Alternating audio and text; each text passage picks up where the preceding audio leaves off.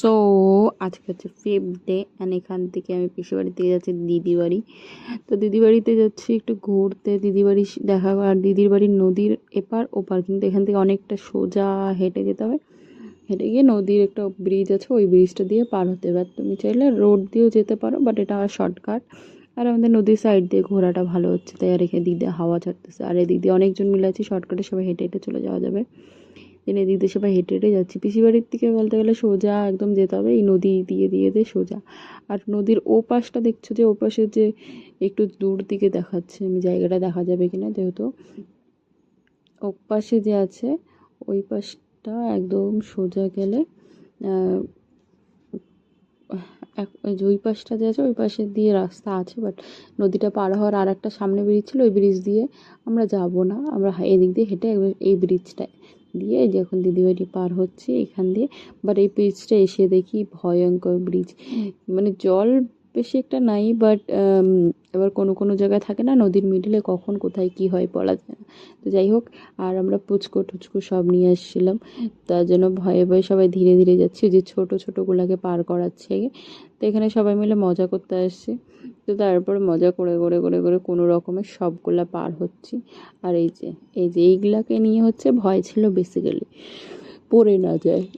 তারপরের দিন এখানে একটু পুরোটা ভিডিও করে নিয়ে, আর আমার ক্যামেরাটা এই জায়গাটা আমি মোবাইলটা অফ করছি, কিন্তু ক্যামেরাটা যে অন ছিল আমি দেখিনি, যার জন্য এই ভিডিওটা হয়েছে। পিছনে এরা খাড়া, আমি চিনি না, হবে এই গ্রামের বা অন্য কোনো গ্রামের, বা রাস্তাটা জাস্ট পার হচ্ছিলো। তারপর আমরা এই রাস্তাটা পার হয়ে কোনো রকমে ধীরে ধীরে, আর নদীটা দেখছি, যে ক্যামেরা যেহেতু অন ছিল বাট আমি দেখিনি।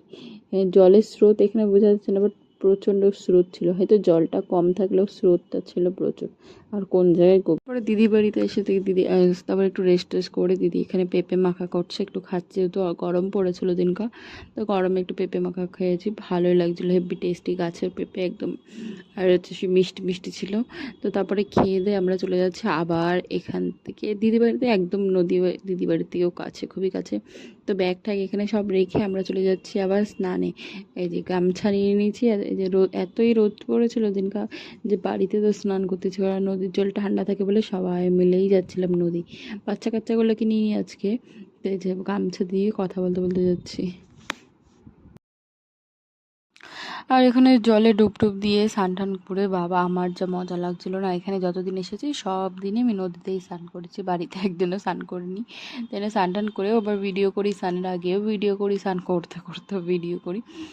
তো যেহেতু এটা নদী আর এখানে ঘুরতে আসা হয় না, তার জন্য ভিডিওগুলো নিয়ে নিই, তো বাড়ি গিয়ে যে ভালো করে দেখবো। অ্যান্ড দেন বাড়িতে এসে দিদি বাড়িতে পুরো বাড়িটা একটু দেখে নিলাম। এটা পাকা বাড়ি, ওই যে সাইডে কাঁচা ঘর, একটা মন্দির বানিয়েছে বড় করে, এখানে এখনও পূজা করেনি, যেটা কাঁচা ঘর আছে ওই দুটো ঘরও বানাবে কদিন পরে, আবার ওটাও বানাবে, বানিয়ে পুরো বাড়িটা একবারে পুজো টুজো করে ঢুকবে।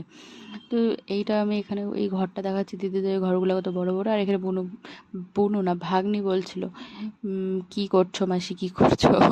তারপরে মাসি দিদি বাড়ি, এখানে একটা বিয়ে বাড়ি ছিল, দিদিদের নিমন্ত্রণ, সাথে আমাকেও নিয়ে গেছে, তো তার জন্য এখানে লজ্জা লাগছে বলে বেশি ভিডিও করতেই পারিনি, আর আসতে অনেক লেট হয়েছে। আজকের জন্য এতটুকুই, টাটা।